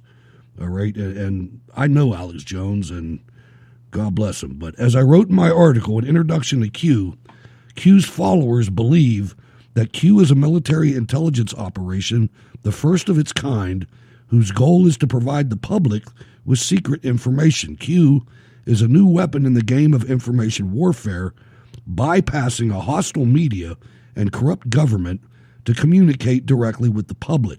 It's interesting to note that shortly after my article was published here, American Thinker suffered a series of unprecedented hacking attempts. Also noteworthy is that Twitter permanently shut down the account of Zero Hedge, a popular finance blog, 2 weeks after it posted my article. President Trump continues to bring attention to Q, repeatedly retweeting Q followers, featuring Q fans in his ad campaign, and making a public display of a Q baby at a rally.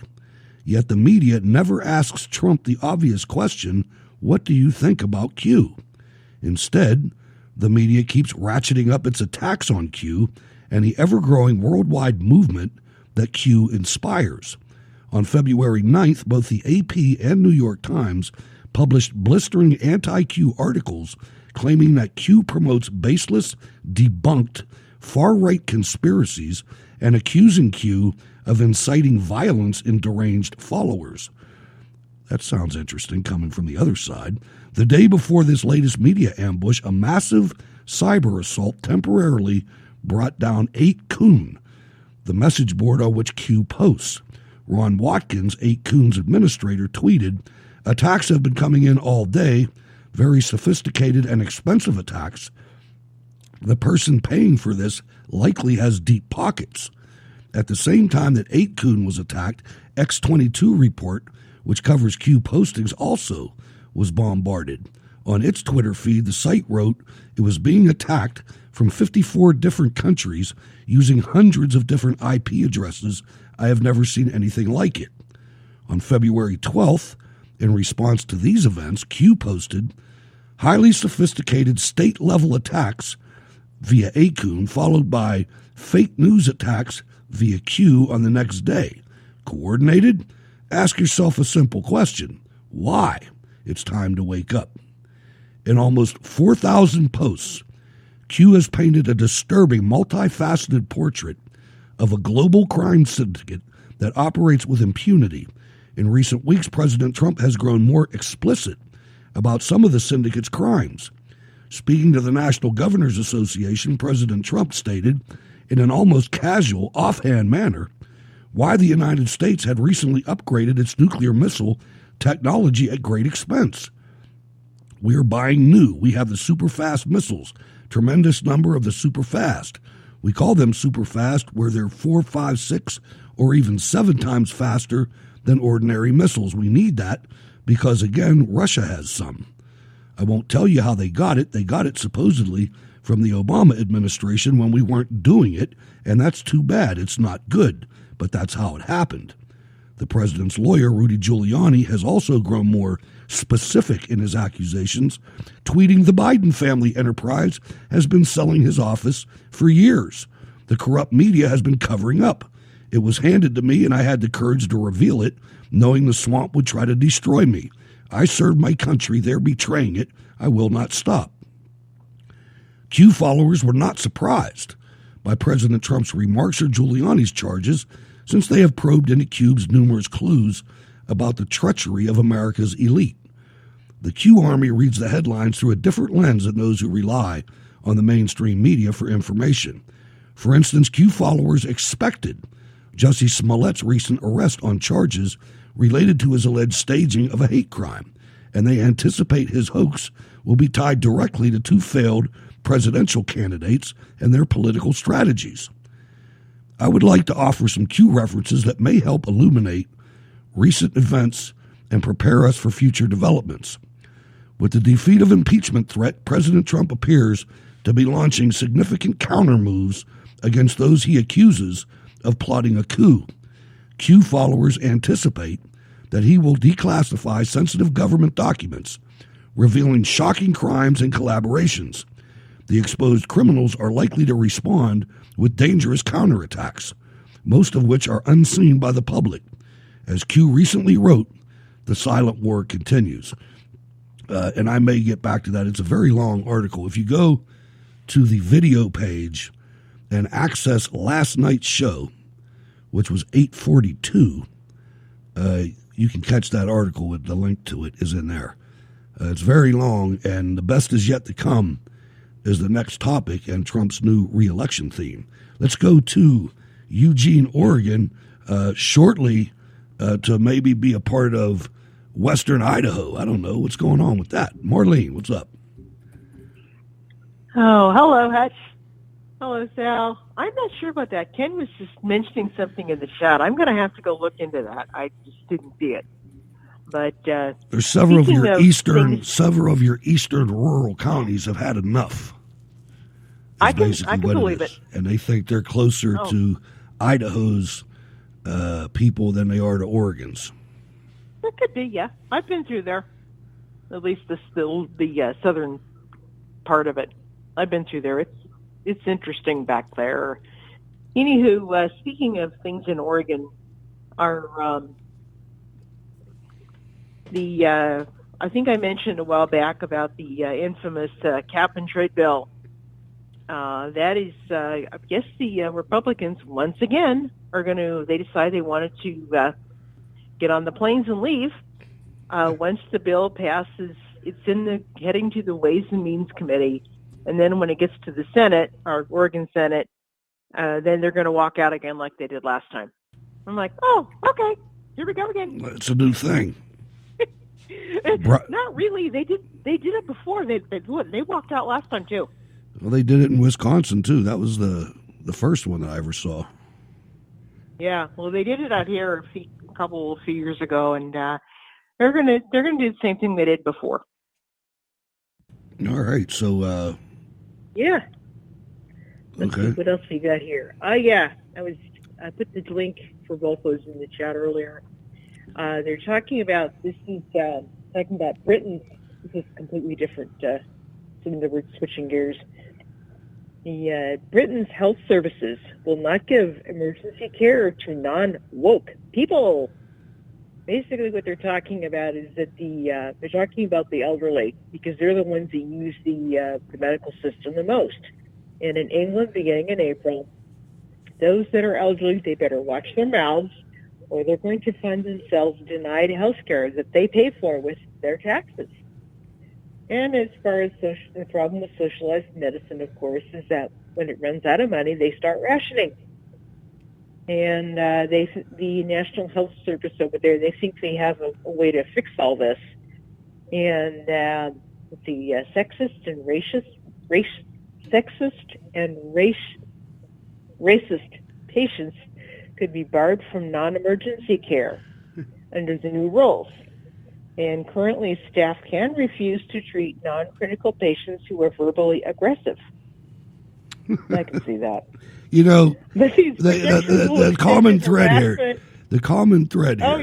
to pull out is that the takeaway is that Democrat policies, almost every single Democrat policy, is punitive in nature. They never come out with anything that's good for anybody. No, they don't. And I see this stuff. If the Democrats were in power, this kind of garbage would happen over here. Indeed. Wait till Bernie gets in charge. Oh, I know, especially if Bernie's in charge now. Or Bloomberg. Don't forget Bloomberg. I mean, he's banning soda and salt. I remember that. Salt. Oh my God! Now salt for soda. Now salt. Oh my goodness. Oh gosh. And finally, on a happier note, I get a newsletter from I guess the White House. And they talk about a lot of the stuff that Trump's doing, and a couple of the more positive things was Los Angeles is going to be hosting the Summer Olympic Games in 2028. I think that's pretty cool. They are? That's a done deal? Yeah. Yep. Done deal. That's not cool. Los Angeles? Ugh. Well, if they can clean it up, it'll be cool. But otherwise, yeah. And so then what also, hey, Marlene, what if you couldn't use any salt in your borscht? What would happen? I'd freak. I use very little, by the way, so I could probably live without it. I use very little salt in my borscht. I'll be honest, I really don't. You know what you could do if you couldn't get salt? Just cut up some Spam and put it in there. That'll take care of that. That's your instant salt right there. There you go. And also, we are sharing the kind of a bid between Mexico, Canada, and us for the 2026 World Cup of soccer. I'm not really into soccer, but I thought, that's not so bad. Ooh. I know. Yeah, that's never going to catch. That's going to catch on here. That's going to catch on here, just like the lesbian woman that hates Trump that was on the team that kneels for the national anthem. What a slob, man! That sport's never going to catch. Never going to catch on here. Sorry, not going to happen. Not here. Nope. I was just going to mention you were talking about Q. I did see that article a couple days ago, and that's pretty honest, awesome, isn't it? Did you read the whole thing? Yeah. Let me get gotta go back. Let me get another couple paragraphs in here.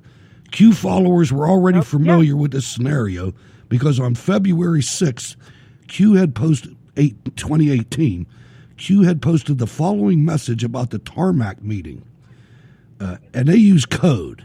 So it says SC/LL deal, which that's Supreme Court / Loretta Lynch deal, and then AS 187. And 187 is Antonin Scalia, and 187 on an undercover cop. That's murder.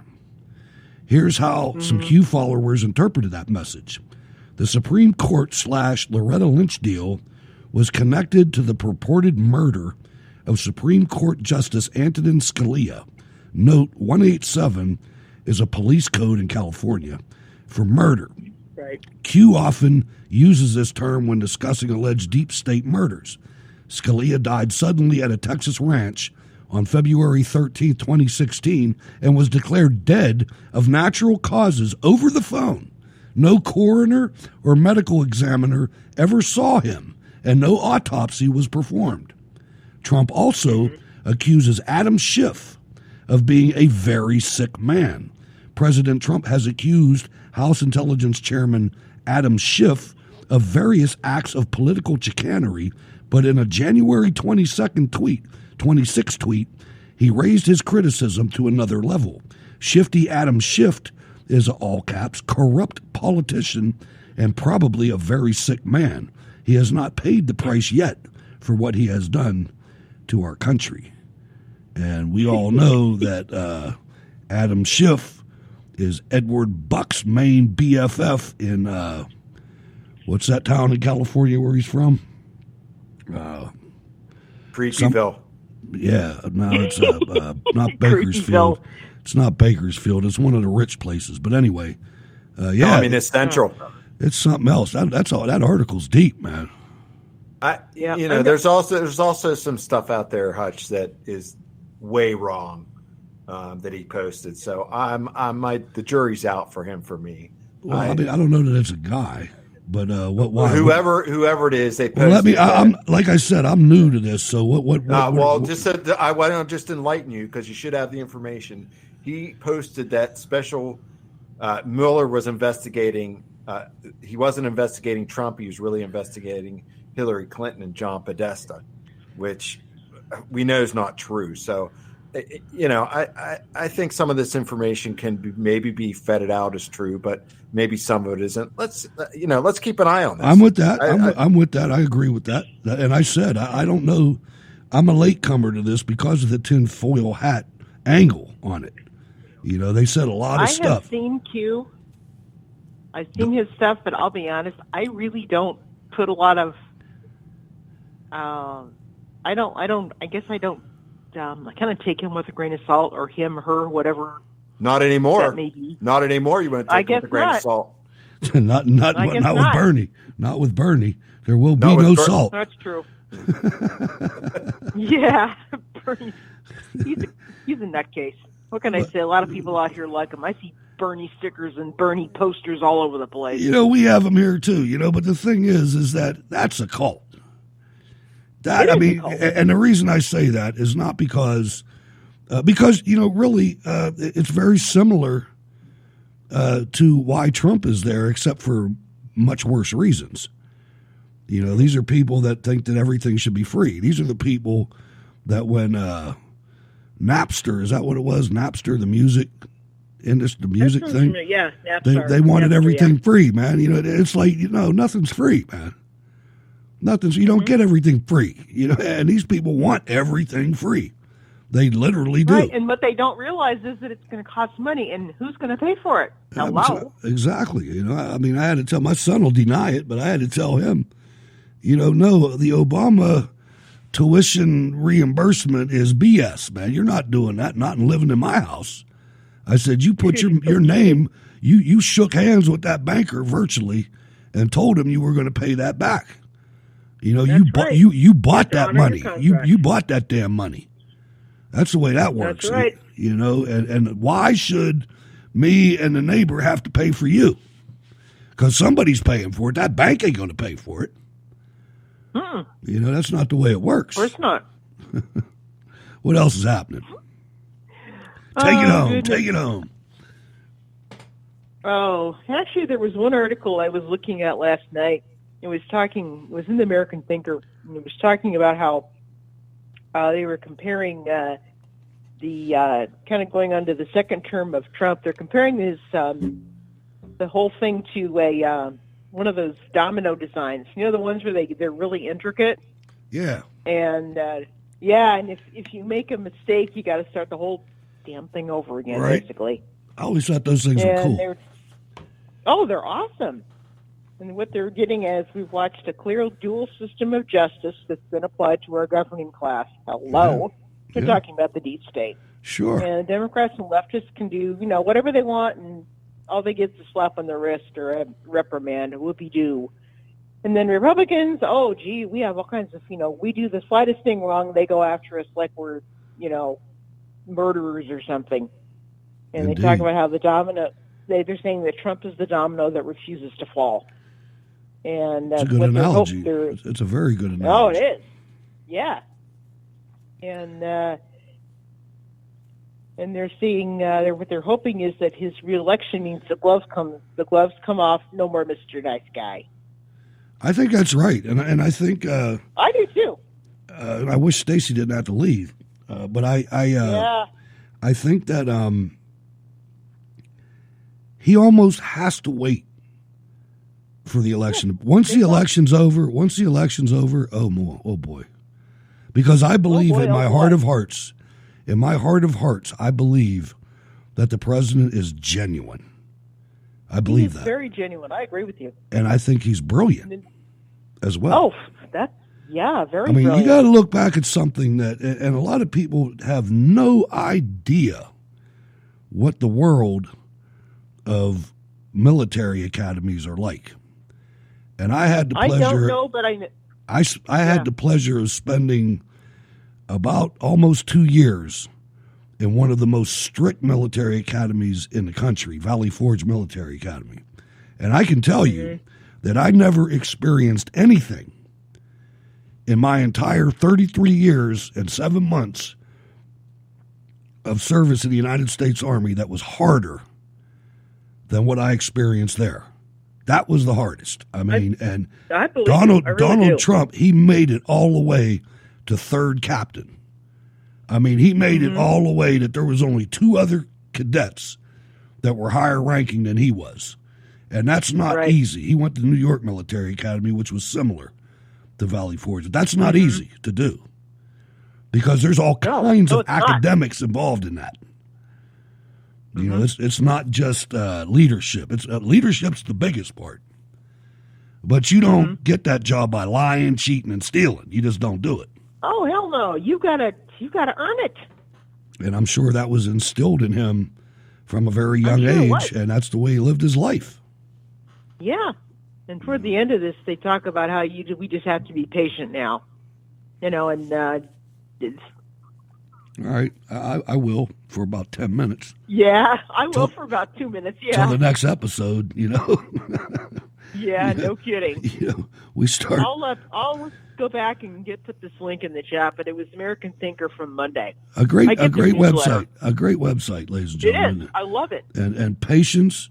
We have to all exercise patience. You know what people want to know? They want to know when someone's going to jail. I tell people that's the question I get more often than not. When I'm walking through an airport or something, people walk up to me, when is somebody going to jail for the wrongdoing that took place in the Trump-Russia investigation or even the Clinton investigation? Hey, if they don't go to jail, they're going to have to meet, they're going to have to go up there to them pearly gates, Marlene. Thanks for calling. That's right. You're welcome. Bye-bye. All right, Sal, where are we at, man? Did anything else happen over there? Anything newsworthy?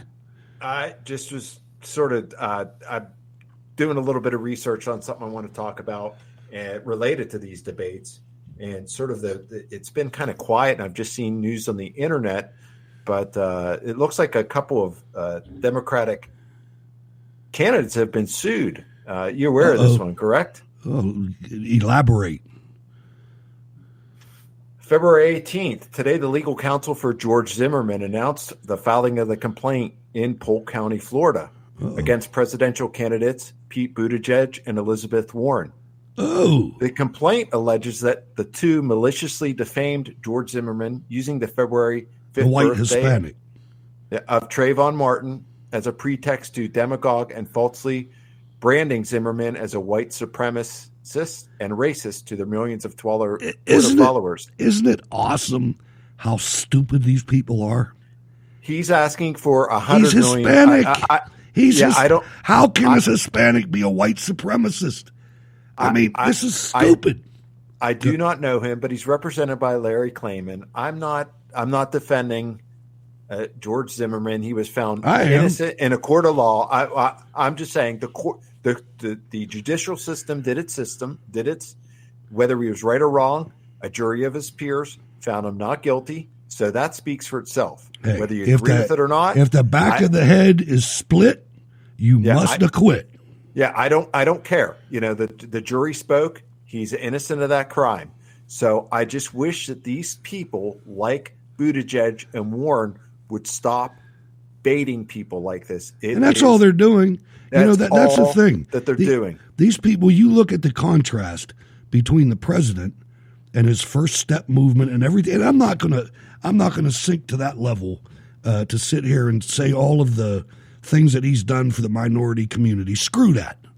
I'm not pandering to anybody, but what I am saying is the guy gives a damn about every single area in the United States of America, every ethnicity. He just does. He lived his whole life. There's more pictures of Donald Trump and Don King than there is with other people, And is he a human and he has his flaws? You better believe it.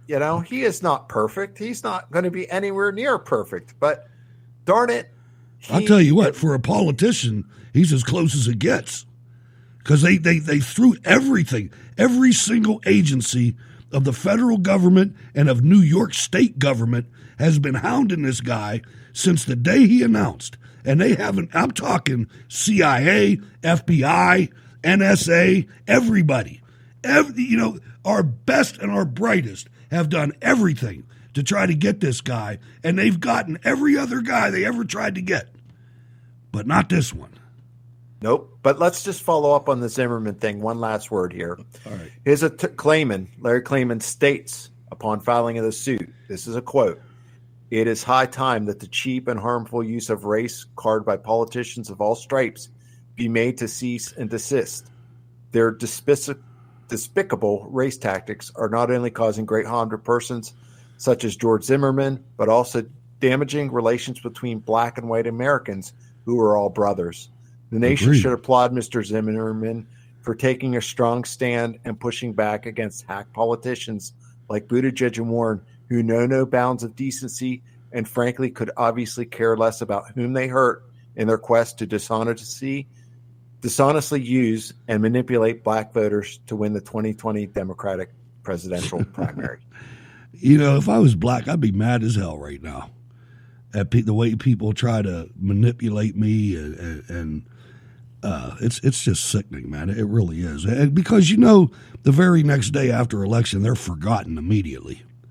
So good. I'd like to keep our eyes on this and see what actually happens. Yeah, me too. I think this is going to probably. I'd like to see what happens with this. I honestly don't see it going anywhere. I think it's more of a symbolic gesture. Is he going to see any money from this?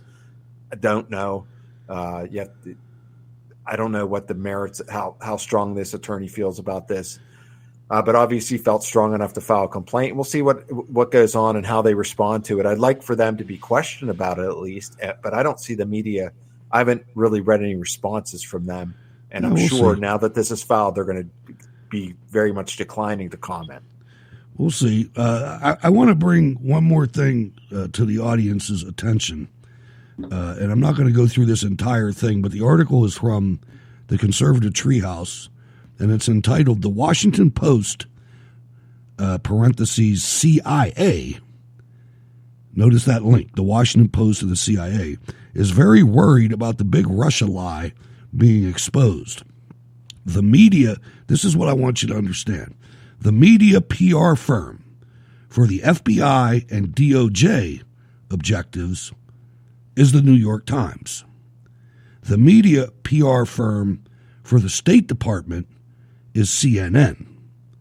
The media PR firm for the CIA is the Washington Post. This pattern has existed for several years. The Washington Post, CIA, is very concerned about a growing possibility the investigation into the origin of intelligence community work may expose the fraudulent nature of the entire Russian election interference collusion-conspiracy narrative. Very concerned. The Washington Post tweets, "Something has to be done. Trump's quest to rewrite history of the Russia probe." The Washington Post CIA expressed concern by stating that President Trump is attempting to rewrite history, disingenuously skipping the part where Trump isn't attempting anything. For more than 3 years, President Trump has simply pointed out the obvious. It is the media and the intelligence apparatus that set up a fictitious narrative for political needs. And I'll probably come back to some of the meat and potatoes, but let's go to Rico because we are getting close to the top of the hour. Rico from Kentucky. Good evening, sir. What's on your mind? I just want people to know I made it 110 minutes without calling you guys. All right, I got to go. Bye. That's it. He left too. Wow. Hey, he knows how to make an appearance, but that's fine. That's really good. I like it. He's got style. Nice, we'll give him some style points on that. That was classy. That was classy. Yeah, I like that. From the Washington Post, as his re-election campaign intensifies, Trump is using the power of his office to manipulate the facts and settle the score. Advisors say the president is determined to protect his associates ensnared in the expansive Russia investigation, punish the prosecutors and investigators he believed betrayed him. Did I miss something, or did they find some criminal activity? I didn't see any. Yeah. I mean, the guy hasn't been let off in shackles or anything like you think he would be. They want to see him behind bars. They want to see him so bad. They want to see him. They want to see the perp walk. That's what they want to see the perp walk. I'm looking forward. White House in cuffs. I'm looking forward to the Attorney General's appearance in front of the House. Man, that could be explosive. Because I don't think he's not going to take any bullshit. No, he's not going to take any bull crap from them. He knows how to. He knows how to handle those people there, and those types of people there, because he won't be. They're going to do their typical song and dance, with their get up and make their little speeches and grandstand and tell us their opinions, and then when it gets down to the questions, he's going to shut them down. I mean, I think the best part for me in living right now is watching all of the dynamics change. Sal, I mean, he's gonna own them. He's gonna own them. And because when you look in the past, we've seen the all-powerful media. I mean, they have screwed this country so bad. Let's look back at presidential elections. They tricked the country into thinking Bob Dole was a good candidate for president. They did the same thing with John McCain. And they did a superior job when they brought Utah's Mitt Romney in. These people were all losers, and the biggest thing they had in common is they were not the popular guy at the time, if you remember. Romney was like choice number 5 of this audience. It was like all the way down to the end. We had like, oh man, all right. That's because Romney. That's because Romney had the money if he needed to go, and the media. He had the media as well until he became the nominee. And this was a recurring event that happened every 4 years. Every 4 years, the media told us, "Oh, McCain is such a maverick. He's such a great guy," and then he gets the spot, and they say that he got caught screwing some black lady down in South Carolina or something. It's every single time. And it's just so enjoyable for me to see everything they throw at us, because it's not just, there's that big meme that I will never forget of Donald Trump's picture and a caption that says, "They're not really trying to get me.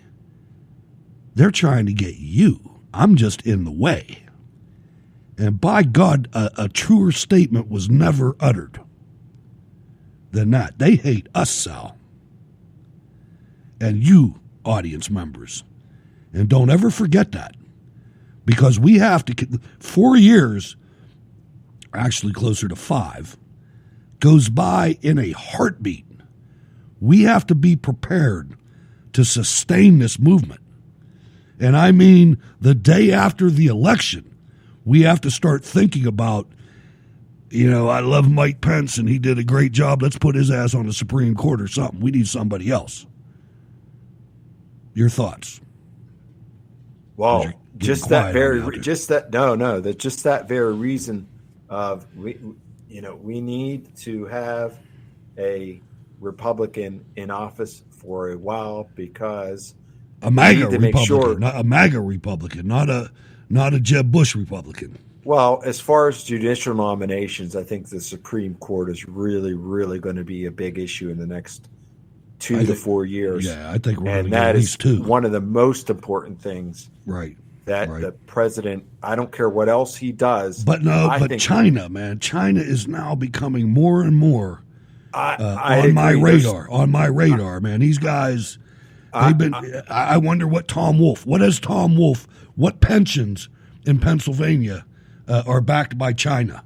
Well, we got to find ways to incentivize companies to want to further move manufacturing back here. I agree. And hopefully that can be found. But back to my biggest thought here is judicial nominations. That needs to be, if anything, if that's the one thing that you're going to think about as far as going forward, that is huge. It is. And actually, because today, that's usually that's the resort hutch. Where do they usually run to? Exactly. To get remedies is a courts. Yeah. Or down to Hawaii, sure. There was a federal judge that resigned today, as a matter of fact. So there's another.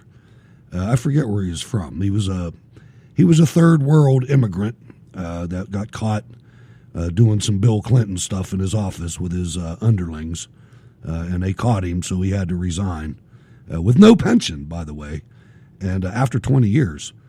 And so that'll be another one Mitch McConnell can jump right on. I hope he does. I mean, this is something that he's been very good at, but we'll see what he does. And ladies and gentlemen, we're about out of time. So Sal, thank you for coming on. A great program. I know I took up a lot of the airwaves with clips. I don't normally do that, but I thought it was beneficial. I hope the audience enjoyed that. I certainly did. I was really stunned when I watched that, and it's right over there. You can go check it out, Sal, and because it's a lot better in video, because there's a lot of things that you see behind her words and the other people's words. It was great. So thanks for coming on. How can people get in touch with you, brother? You can reach me at Sal, SALTCWR, Twitter. And thank you, everyone, and thank you, Hutch. Talk to you soon. Absolutely. Thanks, Sal. I'm Hutch Bailey Jr. I want to thank everybody for coming out tonight and for choosing Cold War Radio. I mean, this is prime time, so there's a lot of things that you can choose. I really appreciate you choosing us. It makes me feel good. For those of you in the podcast, don't forget 412-567-1460. We'll put your thoughts on the air. Try to keep it. Do what you want. You'll figure it out. You can go to steelcityresistance.com and become a Cold War Radio patron, which is for the long term. For the short term, in August, we're trying to go to the Republican National Convention. There is a donate button as well as a button to become a Cold War Radio patron, not to mix up the two. But the donate button will go directly to our war chest and getting to Charlotte, North Carolina. And we've already got the 5-bedroom house standing by. We just got to work some of the other details out, but still waiting to hear from Mona about CPAC. We'll get that squared away. Thanks for letting us into your life for a couple hours, ladies and gentlemen. Enjoy the rest of the week. We'll be back on Friday with Jack from the Northern Neck of Virginia. Thanks for coming out, man. God bless.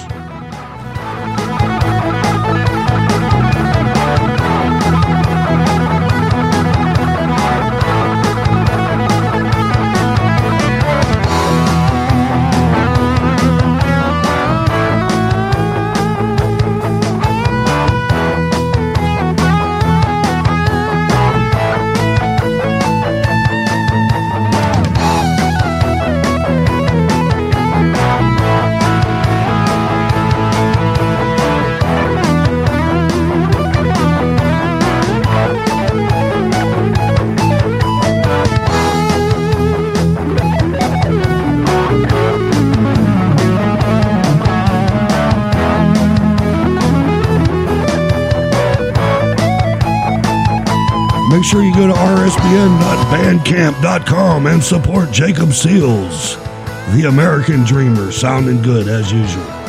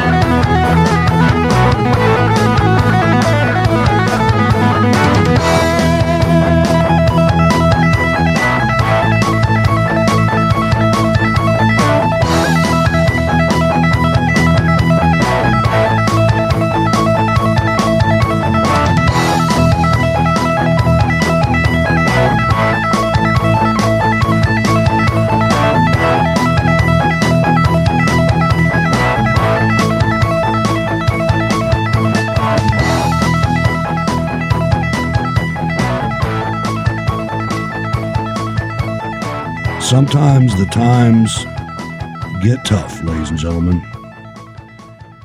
rsbn.bandcamp.com.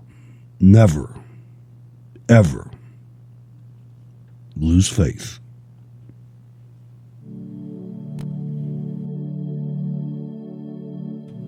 Good night, everybody.